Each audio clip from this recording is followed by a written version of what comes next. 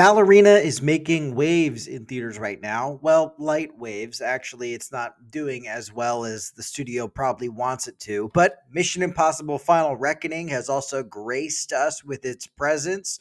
I figured, though, that I would take this time to talk about another recent action film, David Ayer's A Working Man. I'm personally a big Statham fan and enjoy his sort of goofy place in action cinema. So let's dive right in and examine A Working Man to see if it, well, works. Hello, welcome to the channel. My name is Sean Morgan, and I love movies, especially good action movies. I have a complicated relationship with David Ayer, though. I didn't really care for his Suicide Squad film very much, but The Beekeeper I thought was quite entertaining.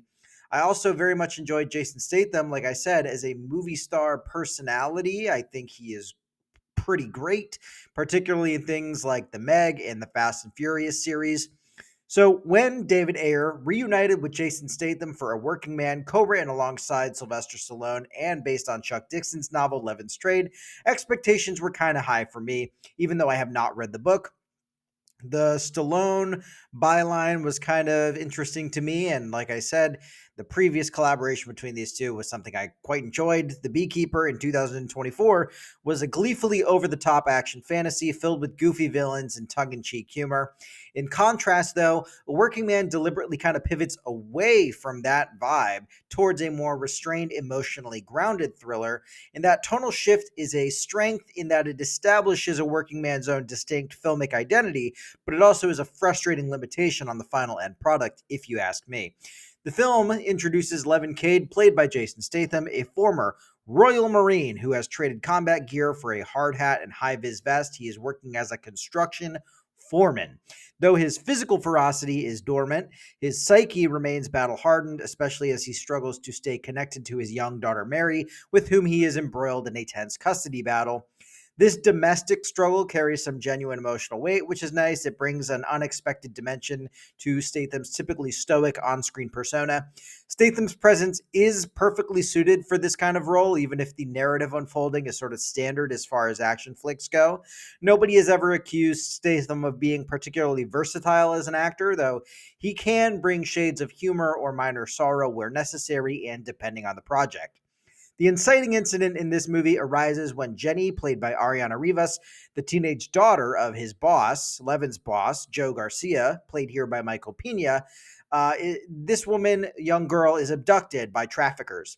This act not only calls Levin into action, it sort of compels him. The film plays heavily into familiar genre tropes here. It's a blue collar hero with a sense of moral obligation.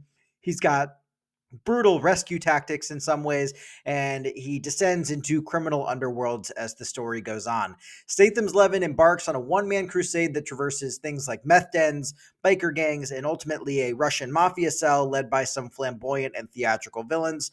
Along the way, he is kind of aided by another former comrade, a blind former comrade, Gunny, played by David Harbour, whose presence does lend a kind of a deep, if underutilized, layer of solemnity and loyalty to the kind of overall vibe of this cast of characters.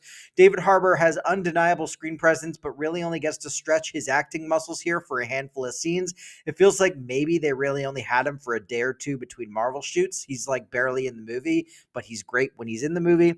The pacing of A Working Man is also something that's kind of interesting and notable. There are bursts of visceral and well choreographed violence. There are intense melee battles in bars and brutal takedowns tailored to Statham's kind of trademark blend of efficiency and fury. However, the film is just under 2 hours, and still, I could see why some audience members or critics might start checking their watch at a certain point in the narrative. I'm not against long movies or movies that are 2 hours long based on kind of thin premises, but things here do start to feel a little repetitive by the time A Working Man's credits start detailing the working men and women who made the film. A Working Man is a good movie to watch, I guess, like on a plane or on a lazy Sunday afternoon while you've got your favorite streaming service already fired up. The storyline is not really super inspired, but the charismatic lead functions well enough if you already have an affinity towards Statham at any level. The uneven pacing, though, is part of a broader tonal identity crisis, in my opinion. Whereas The Beekeeper reveled in absurdity and it featured cartoonish assassins and villains, plenty of self-awareness. A Working Man keeps things decidedly more serious. Ayer's direction remains gritty. There's harsh backlighting, gloomy settings, stark violence, but the grimness of all of that can feel kind of muted when the screenplay itself still depends on very familiar revenge movie patterns. So even if, like me, you enjoy Statham's presence, the script lacks freshness and fails to bring anything surprising to the table. It would have been great if they had leaned into the movie promised by the posters, for example, like if they had really committed to Statham using tons of different construction equipment on his quest for blood instead of only some construction equipment sometimes. Like I think there's one scene with a sledgehammer and then another scene where he beats up some guys with pipes that are at the construction site. But other than that, it's mostly just standard guns and fisticuffs and things like that. That said, though, there is some undeniable merit to the film overall. The film does see just enough emotional depth in its portrayal of like fatherhood and duty. The actress playing Levin's daughter is quite cute. And the film also hits this idea hard that Levin is not just rescuing someone else's daughter. He's fighting to protect his own from like future emotional turmoil, trying to get custody of her back. And he's striving to prove that this like checkered military past has purpose beyond just causing him regret. And also, actors like Michael Pena and the aforementioned David Harbour, they do lend some additional gravitas, or at least flavors of other complicated guy characters that Statham's might not necessarily bring to the table. So, that's nice. That's a plus. But conversely, the villains in A Working Man follow a pretty boring pattern, if I'm being honest. They're caricatured Russian mobsters, some of them. Like sometimes they'll have eccentric costumes, but not usually. The characters, the bad guys, they just don't carry much narrative weight, excuse me. They don't carry narrative weight. And thus the emotional pull of the film really isn't consistently maintained. I failed to like get invested in any of the bad guys in a meaningful way. So I was just kind of waiting for their required revenge movie beatdowns or demises. Some of the set pieces, I guess, are memorable enough. There's a bar brawl that's kind of neat. There's a climactic mansion takedown that's neat. Ayer's obviously not completely inept. He's gotten to this level of fame for a legitimate reason. He can stage some engaging action. Ultimately, though, A Working Man earns its stripes as a competent, relatively emotionally embedded action thriller, but it never quite transcends the formula. So while I appreciate the film's ambition to root its hero in like familial stakes and some semblance of emotional texture, that's nice. I also think Statham is entertaining, even if this won't go into my list of favorites within his career. He's pretty good here, so I don't mean to imply otherwise. Um, the blend of domestic drama with like tactical revenge action, it plays to his strengths as a on-screen hero. The movie though does fall too often into like these generic thriller tropes, and those scenes just don't really do it for me. The stuff that's really boilerplate. I actually, like I said, I'm not trying to just dump all over the movie. I liked Statham in the father-daughter scenes too. I think that conflict between a father and daughter grounds the film emotionally. Statham and the young girl playing his daughter have cute chemistry. That thread kind of does help to elevate the movie above just empty violence. But again, I was left wishing that the film embraced more risk, whether in character, pacing, or just general conceit. This shift away from the comic book absurdity of the Beekeeper is like arguably a missed opportunity. For audiences who enjoyed that flamboyant winking tone of the Beekeeper, A Working Man's comparatively dull. Like Ayer's visual moodiness and Stallone's narrative structure feels safe and even pedestrian. Instead of doubling down on the strange and unexpected, like the weird cyber scam assassins or the beehive themed theatrics, this film plays familiar action scenes on repeat to a degree, and that consistency makes it watchable but never outright notable. So, in sum, A Working Man, it succeeds as a serviceable action drama. It's got moments of authentic emotion and well-crafted fight scenes. Showcases Statham in a semi-nuanced light. It emphasizes his ability to convey his stock, like troubled masculinity and paternal devotion.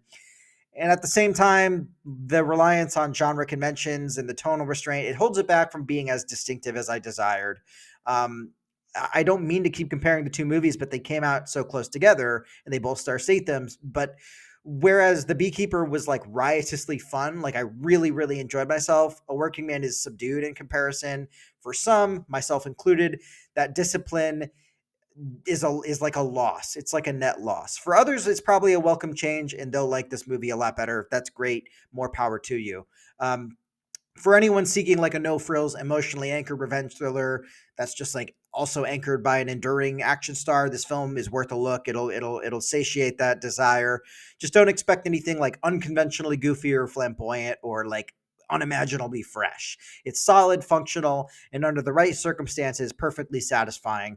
I just came into the movie hoping for like quirk or charm or some sort of explosive originality, and I left wanting more. So for that reason, on my scale of A list, amazing, average, abysmal, or needs to be abolished, I'll be giving a working man an average rating.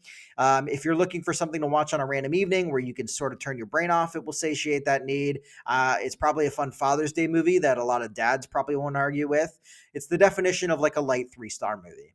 I saved $10.99 seeing this film with AMC A List, which I say not because I'm sponsored by A List, but because I plan to tally my A-list savings at the end of a single year to see if it's actually worth it.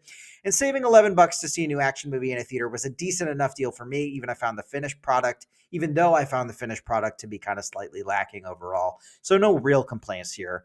But did you see A Working Man? And if you did, what did you think of it? Are you a Statham head like me? If so, what's your favorite movie of his? I quite enjoy him in the Meg and in the Fast and Furious movies. He's also genuinely hilarious in Spy, if you haven't seen that film. I kind of wish he did more comedies, to be honest. Also, feel free to like this video and or subscribe to the channel. I appreciate you watching this video, though. Until next time, please don't abduct anyone related to local construction businessmen in your town. You never know if they've hired a bald, gravelly-voiced action hero who will then come for you. Also, abducting people is just bad manners in the first place. Duh. Thanks again. Bye.